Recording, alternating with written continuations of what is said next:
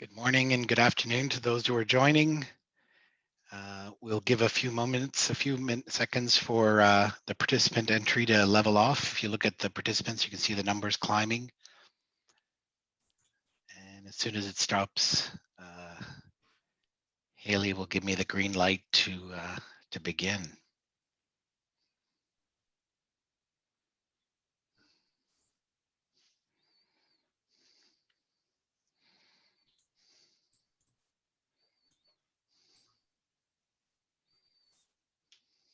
All right.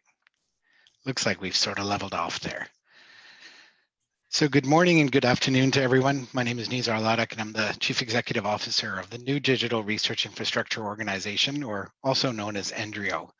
And I'm excited to welcome you all to our fourth and final virtual town hall on the Canadian DRI Needs Assessment. For those of you who have been with us for the long haul, day one was on around, the theme was around awareness and accessibility. Day two was in governance and policy. Day three was on operations. And today our theme is about support. We're pleased to share and discuss our preliminary Canadian DRI Needs Assessment findings with you. Thank you for the overwhelming interest.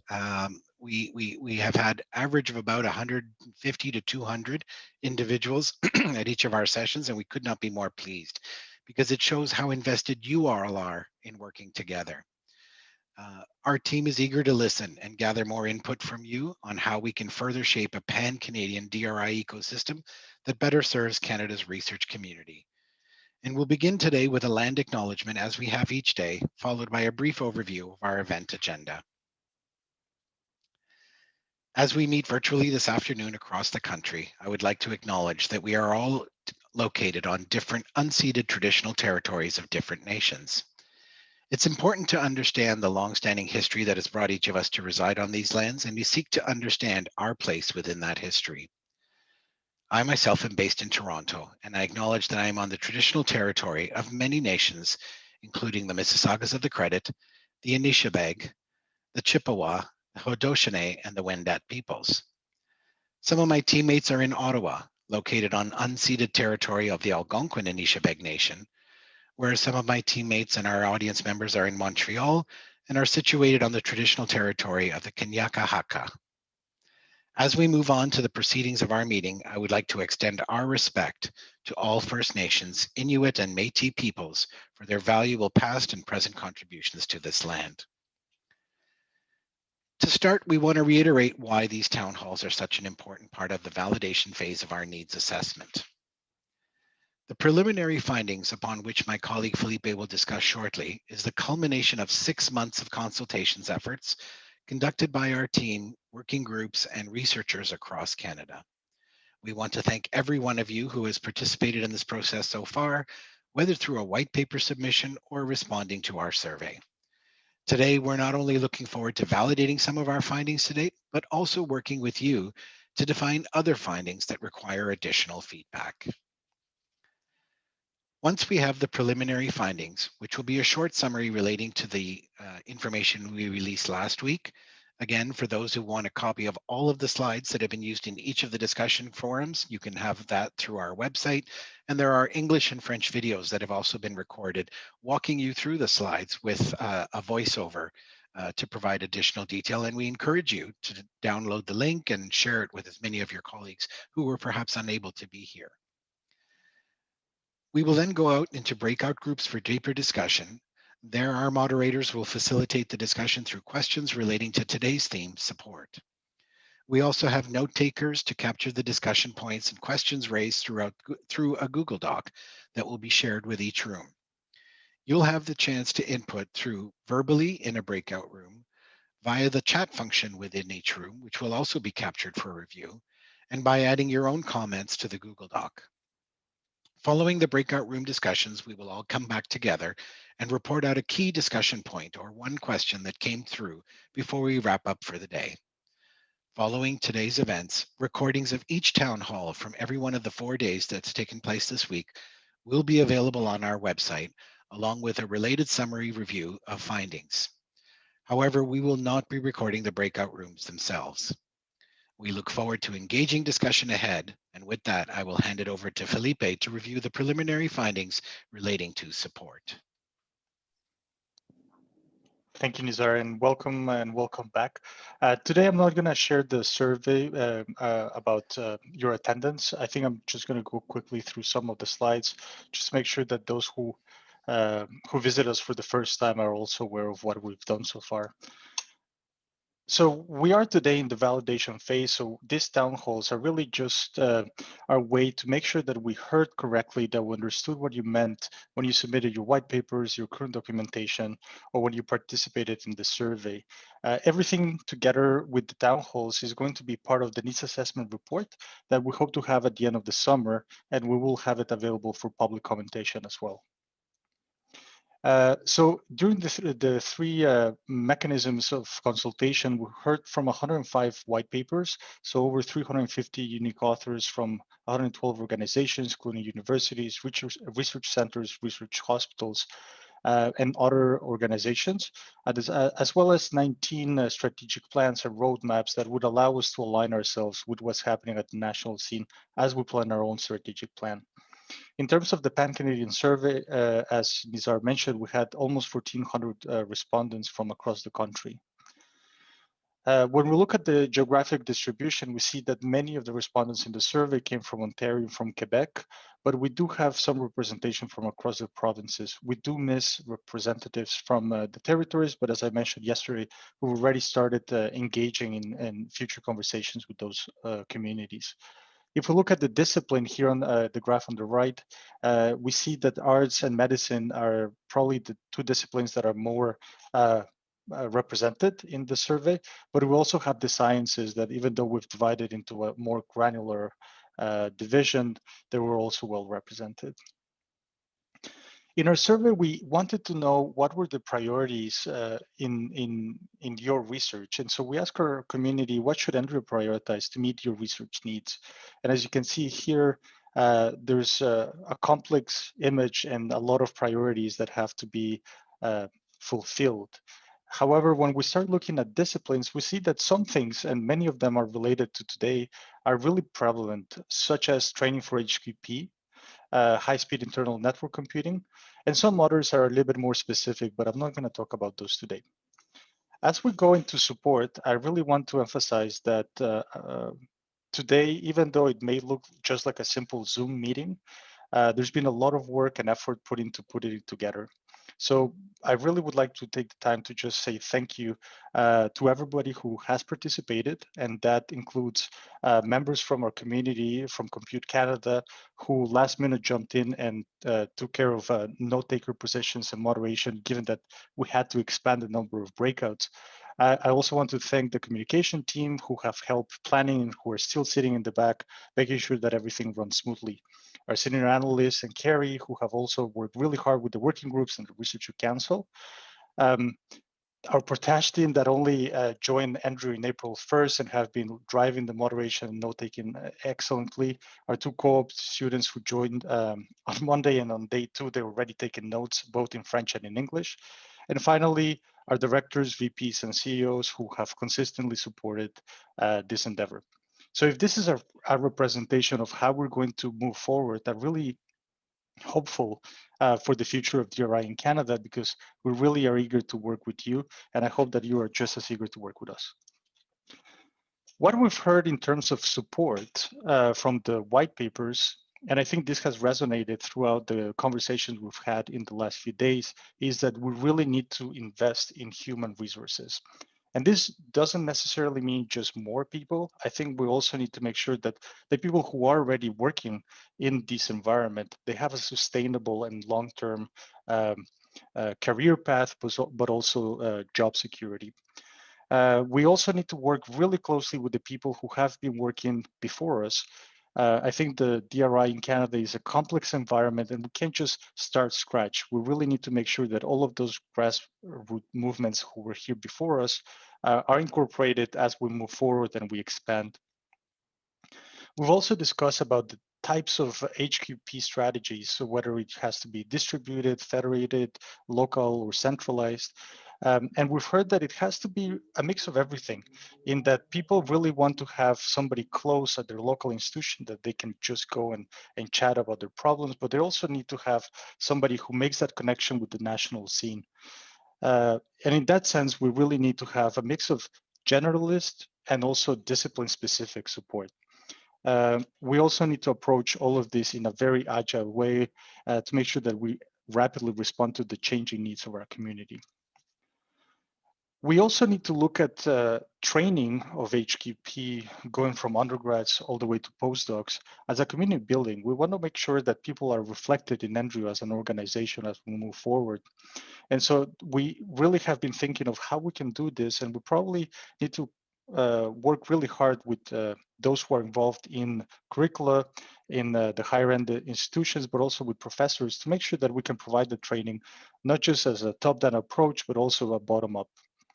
Some of the themes that we would like to discuss today are definitely related to the recent published Tri-Council Policy on Research Data Management, which obviously many of the researchers will require further support to be able to adhere to this strategy.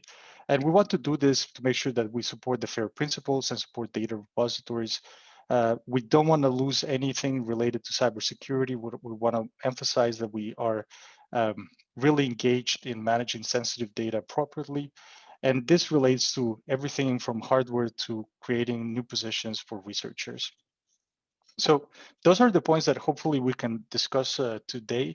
And as usual, we will split into 10 breakout sessions today, and each of them will have a moderator and note taker. And please feel free to discuss your points in the Google chat, in the Google document or in the chat.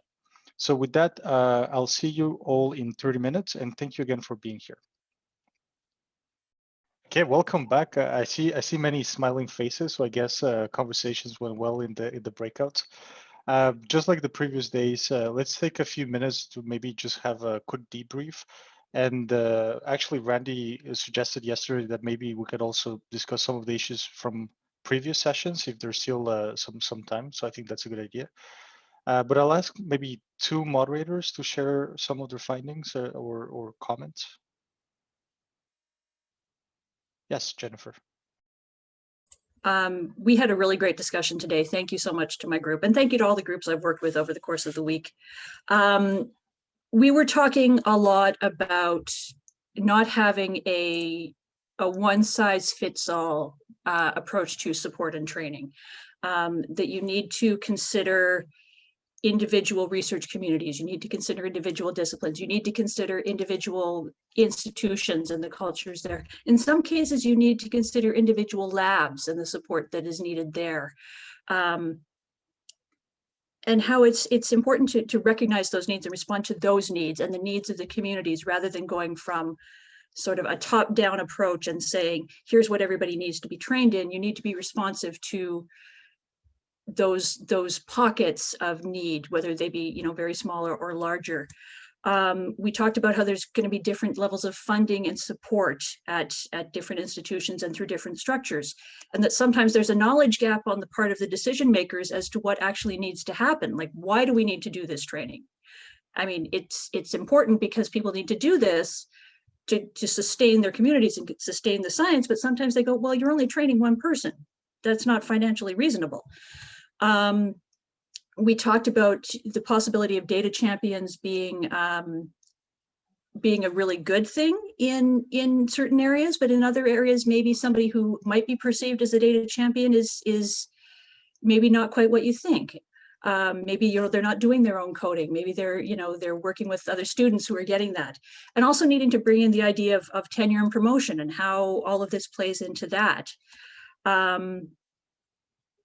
And there were some other things that I'm sorry, my group, I've forgotten, but there were a lot of good discussion, and basically focusing on, get that community approach, respond to the needs of the researchers, of the HQP, and meet their needs as they're evolving, as they go forward. Thank you, Jennifer. Great points. Carrie, and maybe then we can open the floor. Okay, we had a really good discussion, and the main points that came forward was, first of all, the idea about a training marketplace.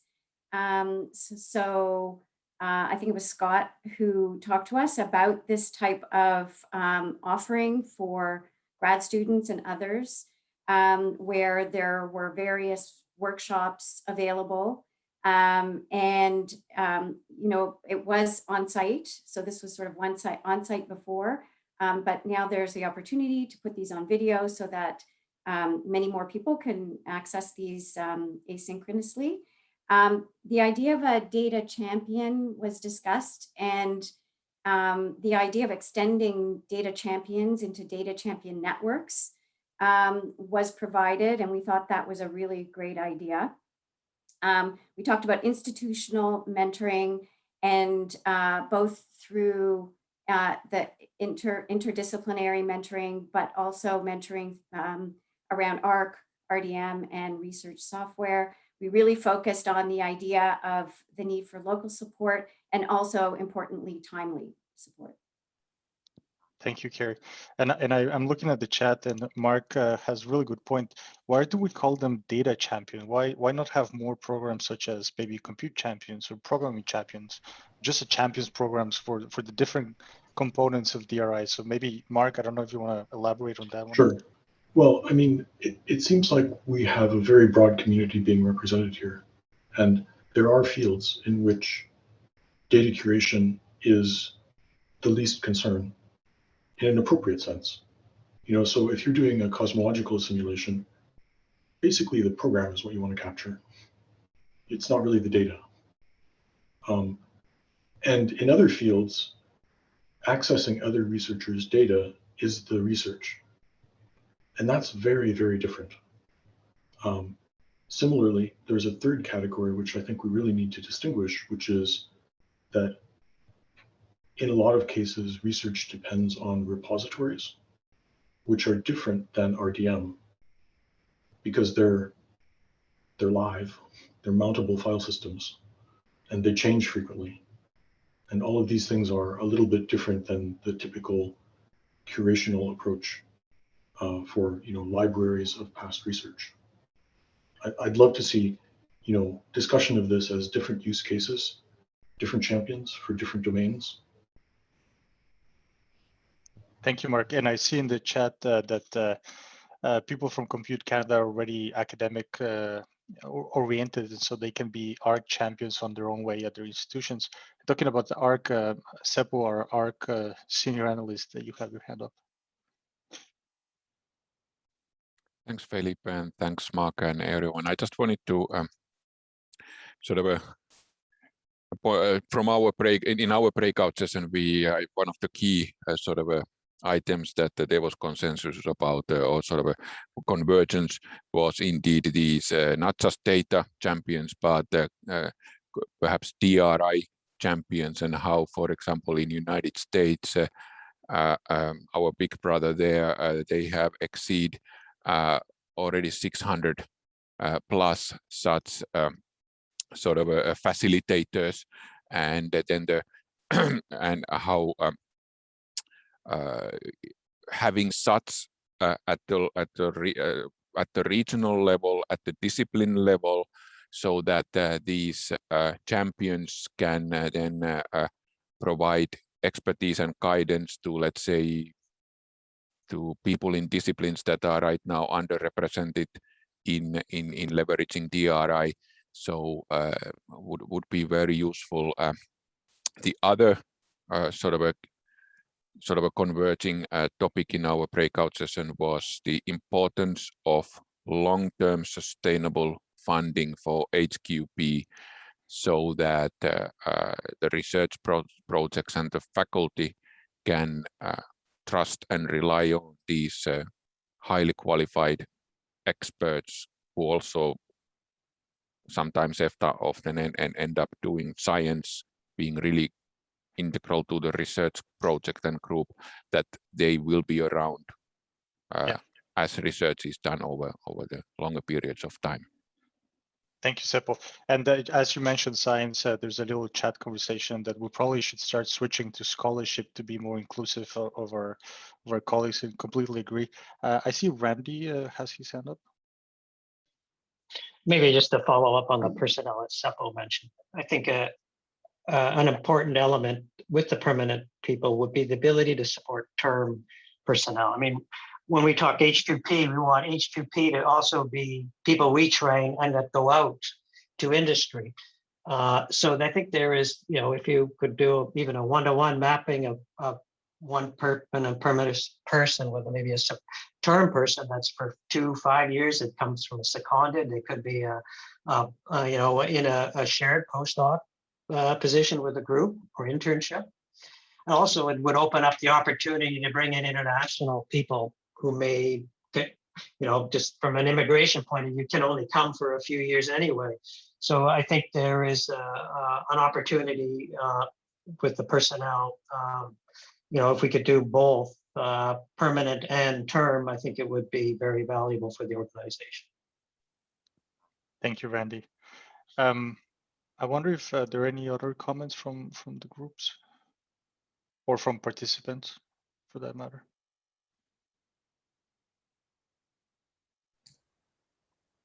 Thank you.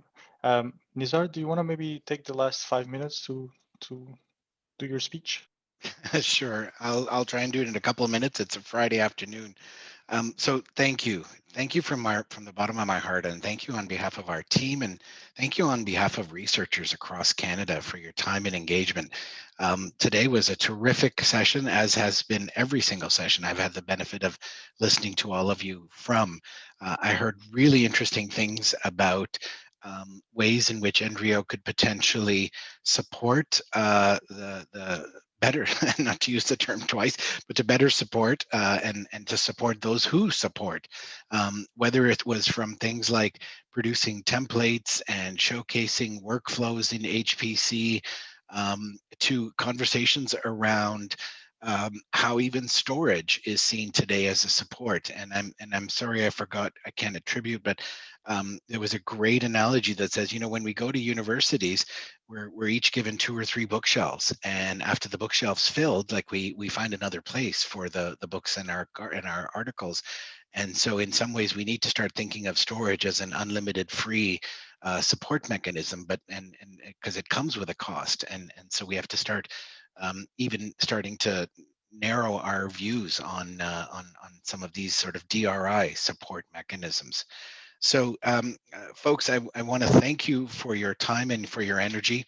I'll conclude by saying that, you know, once we've completed this validation phase, we will compile all of the findings in our needs assessment report, and we'll release it for public review. So you'll have yet another opportunity in the summer to sort of see how things have come forward and feel that, you know, you've been heard or your perspectives have been listened to some degree.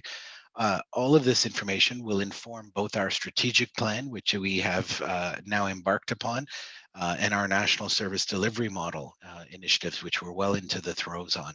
So please stay tuned through our website, through updates on additional consultation opportunities relating to these projects in the months ahead. You know, NDRIO is sincerely committed to a philosophy of servant leadership, where we meet the needs of researchers that all of us wish to propel forward and support in the best mechanism that we possibly can. The recordings, as I've said before, will be from today, portions of today's event will be available on our websites in the coming days, and there'll also be a post-event survey with you later this week to be able to collect additional feedback. And in terms of the last bullet, if there are additional thoughts, comments, or questions, please let us know at any time by emailing the project team through the research _recherche@engagedri.ca email address. Thank you for your time. Thank you for your energy. Have an awesome weekend and celebrate your contributions to your colleagues and to your ecosystem. Thanks, everyone.